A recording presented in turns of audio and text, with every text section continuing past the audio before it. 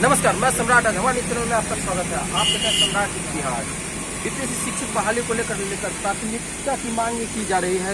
इसके हम उसके प्रवक्ता हैं, आइए उनसे जानते हैं क्या कुछ उनकी मांगे हैं।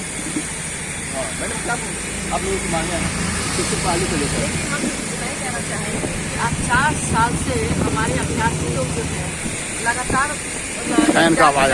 लगे हुए थे कि आज तो कल निकलेगा, और आज 4 साल बाद जब अभ्यर्थी के लिए बहाली निकली तो वहाँ पे ये देखा जा रहा है कि और राज्यों के अभ्यर्थियों को भी लाया जाए। तो हम कहना चाहते हैं कि आज जो पटना के सड़कों पे, बिहार की सड़कों पे जो छात्र आए तो डंडे कौन खाए? बिहार के छात्र खाए। 4 साल इंतजार कौन किया? बिहार के छात्र इंतजार किए। तो धरना प्रदर्शन से लेकर हर एक मुश्किलों का सामना किया बिहार के छात्रों ने, और बाहर के अभ्यर्थियों को लाने का क्या मकसद बनता है?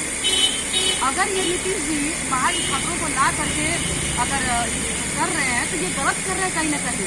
आप देखिए ना, आप ही बता देना कि कुछ समय पहले ही तो छात्र लोग धरना प्रदर्शन रोड पे किए, पटना की जगह पे किए, लाठी खाए, डंडे खाए, 4 साल इंतजार भी किए। तो क्या और राज्यों के अभ्यर्थी इंतजार किए 4 साल, डंडे खाए क्या? नहीं खाए। तो क्या ये गलत नहीं है? अगर बिहार सरकार मांगे नहीं मानते नियोजित शिक्षकों की, उसके ऊपर आप लोग क्या कीजिएगा? देखिए, अभी तक लोग धरना प्रदर्शन बैठे हुए हैं। बाकी अभ्यर्थी लोग हैं वो लोग तो हमेशा खड़े होंगे और बोले हैं कि उन्होंने तो अल्टीमेटम भी दे रखा है ना, उन्होंने तो अल्टीमेटम भी दे रखा है कि या तो अपनी बातों को वापस ले, जो भी नया नियम लागू हुआ है उसको वापस ले, नहीं तो वो फिर रोड पे आएंगे, सड़कों पे आएंगे। हालांकि हमारा ये नहीं कहना है कि आके हिंसा करें। हम छात्रों अभ्यर्थियों से निवेदन करना चाहेंगे कि वो किसी का हिंसा ना करें। तो कहीं ना कहीं यहाँ पे नीतीश जी को भी अपनी बातों को, अपने नियम को वापस लेना चाहिए। यहाँ पर अनिश्चितकालीन हड़ताल पे बैठे हुए आइए मिलते हैं और पूछता है उन्हीं से। बताइए मैडम, किन मांगों को लेकर आप लोग देने को देते? डोमिसाइल नीति को लागू करें बिहार सरकार, क्योंकि इसके नहीं लागू करने से हमारे जो बेरोजगार युवा हैं उस पर बहुत असर पड़ रहा है, जो हर चीज़ से पास आउट है और रोजगार के इंतजार में है। आए दिन धरना प्रदर्शन इन्हीं चीज़ों को लेकर है। और आप देखे हैं कि अभी सरकार में है तेजस्वी यादव जी, जब सरकार में नहीं थे तो 10 लाख नौकरी का बात करते थे। अपने मुख्यमंत्री जी भी बहुत सारे नौकरी देने का बात करते थे, और जैसे ही सरकार में आए तो टाइफिस्ट हो गए, तो हवा गुल हो गई, हवा निकल गई। कहने का मतलब कि आप जो कहते हैं तो करके तो दिखाइए। आप क्या समझ रहे हैं कि आप कुछ भी कहते रहिएगा और लोग आपके झांसे में आते रहेंगे? ऐसा नहीं है। बिहार के युवा समझदार है, शिक्षित है, और वो अपने हक हकूक की लड़ाई के लिए रोड पे क्या कहीं भी जाकर के अपनी बात को रखने के लिए तैयार है। संवैधानिक तरीका है हमारा अनिश्चितकालीन धरना, यहाँ पे हम लोग बैठे हुए हैं। हम लोग अच्छे से कह रहे हैं कि भाई हमारी जो देख लीजिए, हम लोग लिखे हुए बिहार सरकार द्वारा शिक्षक बहाली में डोमिसाइल नीति लागू की जाए। इसके नहीं लागू करने से हमारे बहुत सारे युवा बेरोजगार रोड पे भटक रहे हैं। शिक्षक बहाली में नियोजित शिक्षकों को लेकर आप लोग मांग कर रहे हैं, उनको प्राथमिकता दी जाए। अगर सरकार प्राथमिकता नहीं देती है तो किस तरह से इन लोगों को मदद कीजिएगा आप लोग? मदद शब्द भूल जाएंगे। वर्तमान सरकार कान खोल करके सुन ले तो मदद किसको कहते हैं ये भूल जाएंगे आने वाले दिनों में। क्योंकि जो ये कहते हैं ना कि नियोजित शिक्षक अगर हमारे जीतन राम मांझी जी और कुछ दिन मुख्यमंत्री रहते तो यह अभिशाप मिटा के रख देते, क्योंकि उनके लिए नियोजित शब्द जो है श्राप के समान है। लगता है उनको कि कोई गाली दे रहा है कि हमको नियोजित। वो सब नियमित हो जाते हैं, तब तक प्रयास करते रहेंगे जब तक कि इन सभी को नियोजित से हटा के नियमित न करते हैं। गीता पासवान, हिंदुस्तानी अवाम मोर्चा। हाँ मतलब आप भी कुछ कहने वाले थे? बाहर के अभ्यर्थियों को लाया जा रहा है तो उन्हें सवाल किया गया था, भाई आप बाहर के अभ्यर्थियों को क्यों ला रहे हैं? तो यहाँ पे सवाल ये कहा गया था, जवाब ये दिया गया था कि इंग्लिश और मैथ में बच्चे हैं जो कमजोर हैं, ठीक है, कहीं ना कहीं, और हमें शक है। तो हम कहना चाहते हैं कि सबका IAS और IPS कहाँ से बन के निकलते हैं? बिहार से निकलते हैं। तो क्या इंग्लिश और मैथ के बिना एग्जाम पास कर जाते हैं? नहीं ना।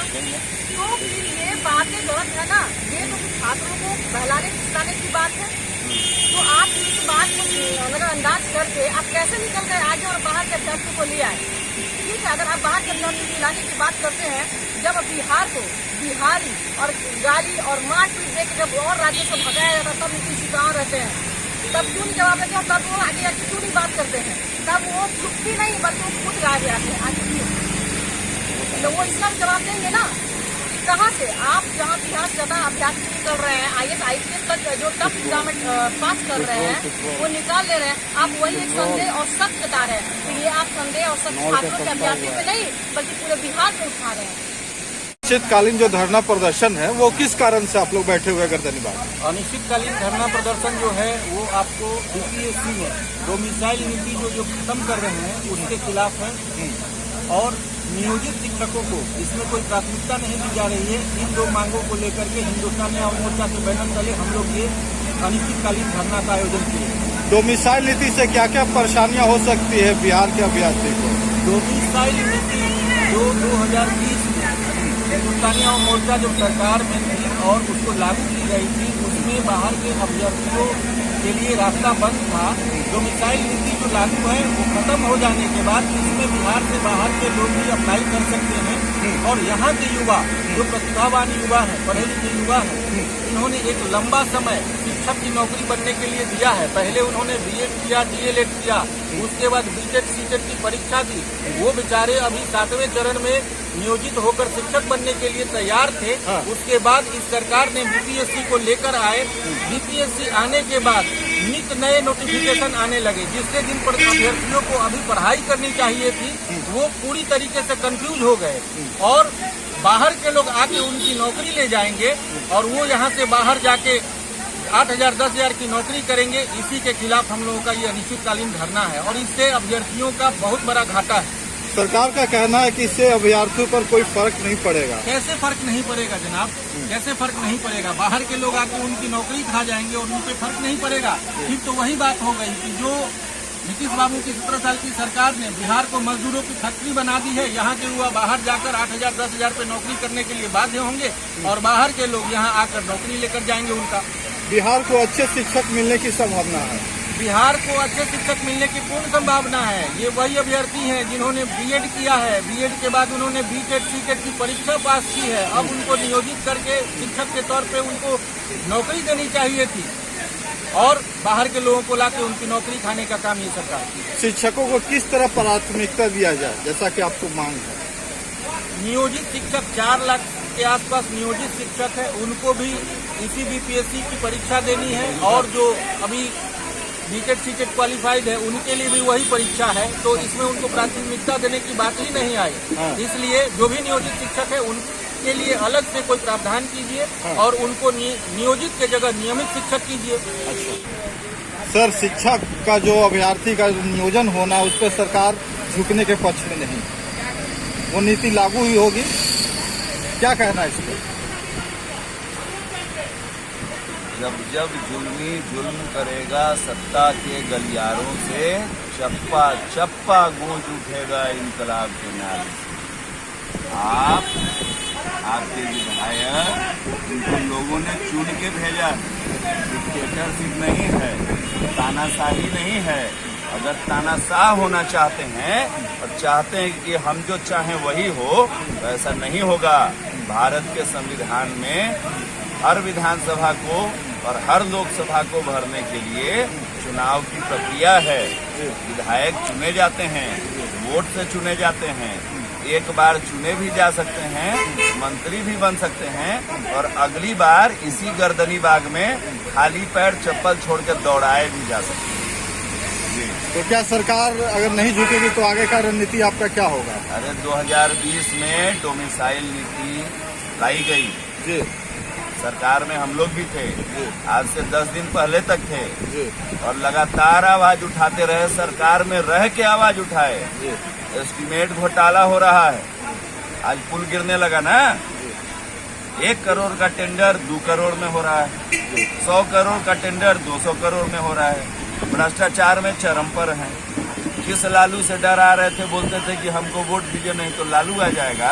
आज उस लालू का चरण लेकर के रखे हुए हैं अंदर। अब बोलते हैं कि इन्हीं के नाम पर हमारी सरकार चल रही है। ये बड़े भाई छोटे भाई 15 साल से सरकार में हैं।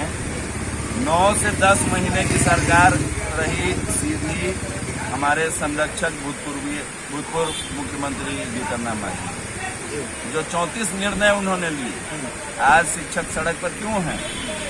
उनके मुख्यमंत्रित्व काल में सीधा निर्णय था कि बिहार में कोई भी नियोजित कर्मी नहीं होगा, सभी नियमित होंगे, सभी को राज्य कर्मी का दर्जा मिलेगा।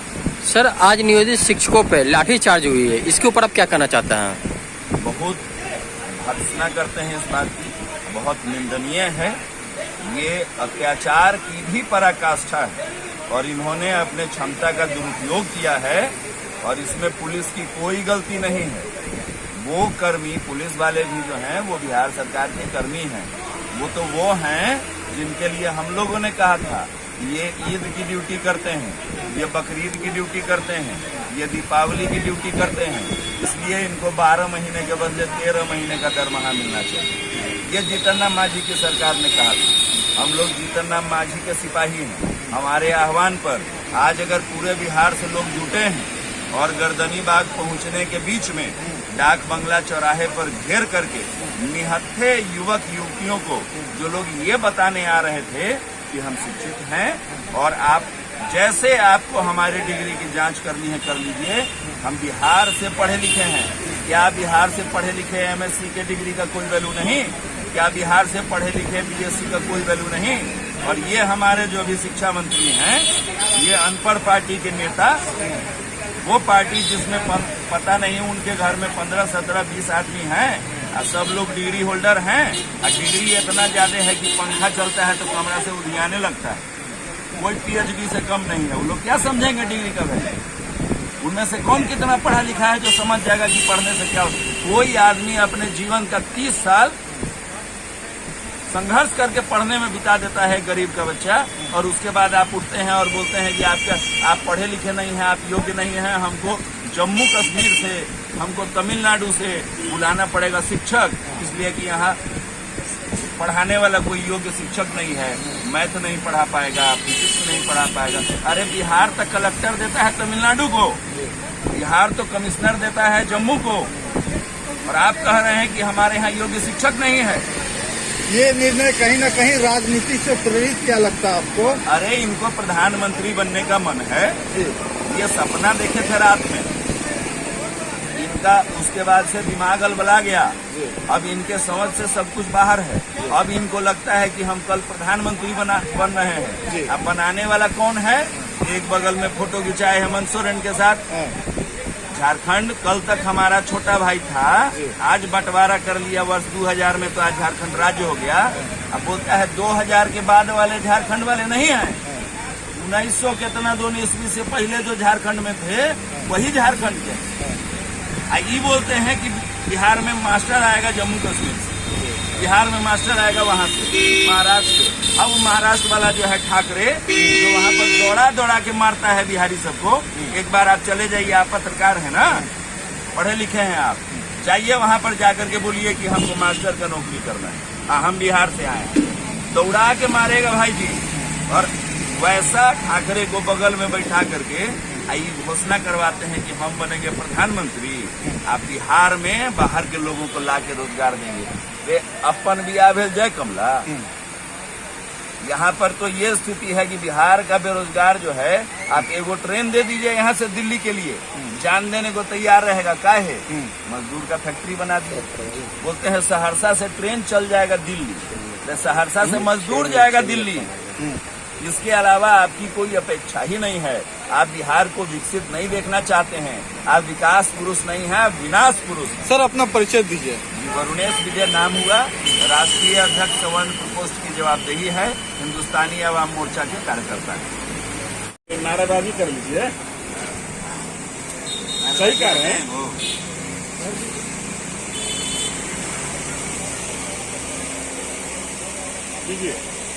जीतन राम मांझी जिंदाबाद, जिंदाबाद जिंदाबाद। संतोष मांझी जिंदाबाद, जिंदाबाद जिंदाबाद। नीतीश सरकार हाय हाय, हाय हाय हाय। नीतीश होश में आओ।